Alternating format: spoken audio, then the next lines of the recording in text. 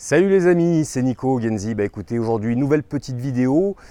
Comme je vous l'avais promis, je vais filmer un petit peu le chantier de ma case mauricienne.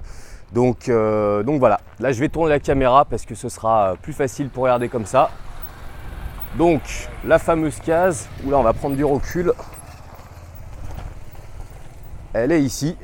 Vas-y, tu peux passer chef, il n'y a pas de souci. Parce qu'on a des artisans là, dès qu'ils viennent travailler, des travailleurs.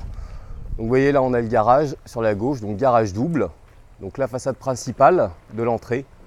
Donc l'architecte a joué au niveau de la pierre, béton et bois. Allez, on va rentrer un petit peu voir ce que ça dit à l'intérieur. Bon du coup avec cette caméra, on a le peintre qui sort. Bonjour le peintre, un petit bonjour. Ah il est timide, c'est normal, hein. Je le suis aussi. Donc là on arrive sur un petit sas d'entrée. Bon, on mettra des petites plantes et des choses comme ça. Ensuite on rentre donc la porte d'entrée principale qui va donner tout de suite dans la pièce de vie. Donc là ça va résonner parce que forcément on est en chantier, c'est encore très vide. Donc ici on aura la partie coin télé. En avançant un petit peu, là on aura la table repas qui donnera sur le jardin extérieur. Vous voyez la niche du chien qui est déjà en place, même si le chien n'est pas là, il est chez les voisins. Ici, on aura, je recule un peu, un petit coin salon qui donnera aussi sur l'extérieur et la cuisine qui sera ici. Donc cuisine avec un petit cellier pour mettre machine à laver sur cette partie-là. Donc là, cette grande baie vitrée qui fait pas loin de 6-7 mètres, elle est faite en galandage. Donc c'est-à-dire que l'ensemble des montants peut rentrer dans le mur que vous voyez là-bas sur la droite de l'écran. Donc le jardin, pas très grand, parce qu'on est sur une parcelle de 400 mètres carrés et la maison plus le garage prend pas mal de place. Mais bon, on va essayer de l'aménager façon style jardin balinais pour voilà, éclater un petit peu l'effet des murs, pour vraiment se faire un petit cocon sympa au niveau du jardin. Donc là, le trou que vous voyez, ce sera ce qu'on appelle un kiosque. Donc voilà, un petit salon extérieur avec une toiture. Et après, on a la petite piscine, très utile ici. Hop là, il y a un échafaudage, donc je me prends le fil du micro forcément dans l'échafaudage. Donc voilà, la petite piscine avec un petit coin jardin au fond, la terrasse repas. Donc là on peut voir les tâches qu'on va aller visiter dans la foulée. Donc des petites plantations pour casser, parce que du coup les maisons sont jumelées par le garage. Donc voilà, l'architecte a décidé de mettre des plantations, ce qui est plutôt une bonne idée puisque ça casse les volumes au niveau des façades.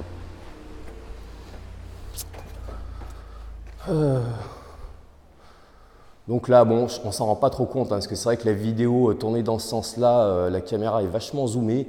Pour vous donner un ordre d'idée, là, la pièce de vie, on a environ 90 mètres carrés habitables. Donc là, on a le WC invité. Bon, pas facile, il n'y a pas beaucoup de recul, je suis désolé. On a ce qui sera mon bureau et chambre d'amis. Voilà, donc au rez-de-chaussée. Toujours important et essentiel dans vos projets de construction, quand vous avez une maison à étage, de prévoir une chambre au niveau du rez-de-chaussée.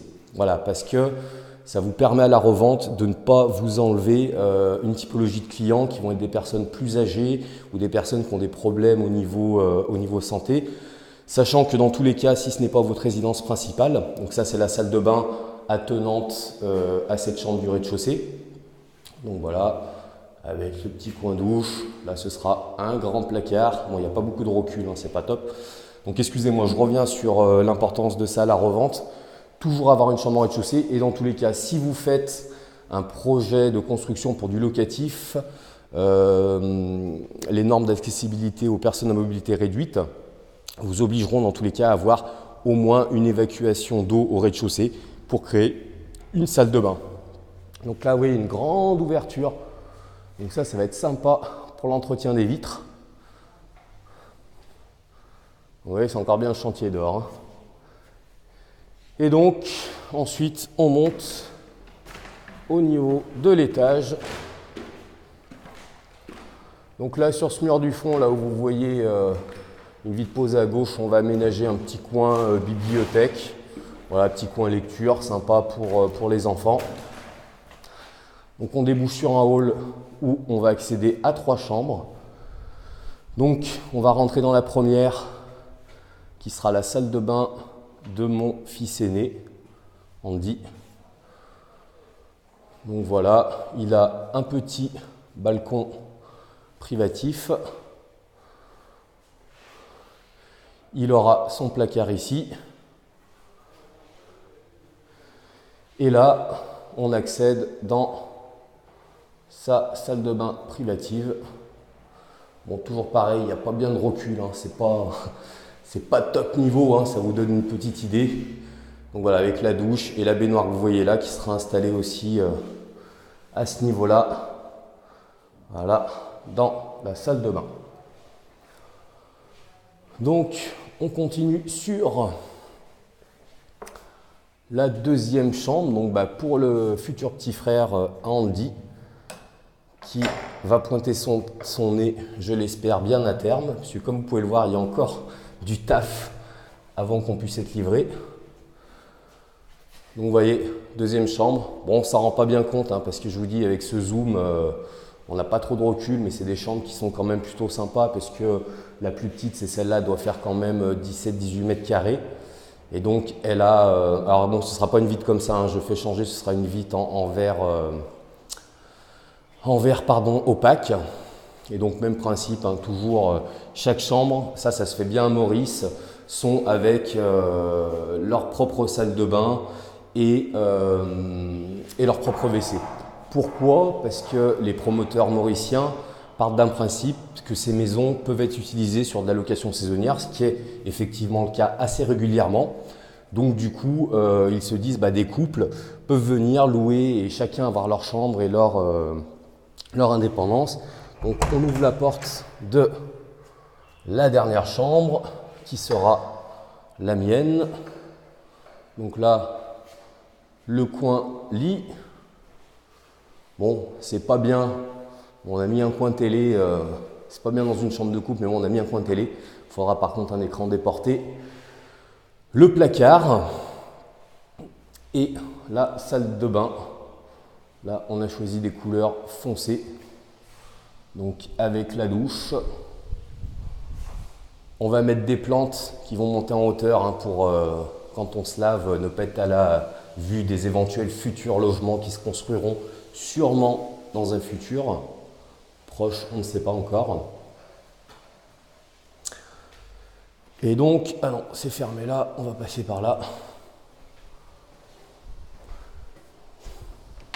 Et voilà, donc ça c'est la terrasse de la chambre que je vous ai montré juste avant, de mon futur deuxième enfant. Là on est sur la nôtre. Et vous voyez, on donne. Si je suis chaud, je peux essayer de tenter le plongeon dans la piscine, ce que je ne ferai pas.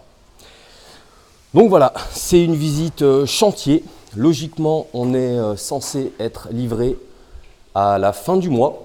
Bon, il y a encore du taf, comme vous pouvez le voir. Donc ce que je vous propose, je vous donne rendez-vous dans un petit mois. On verra l'avancement du chantier, si le promoteur a réussi son pari, parce que là il y a encore du boulot.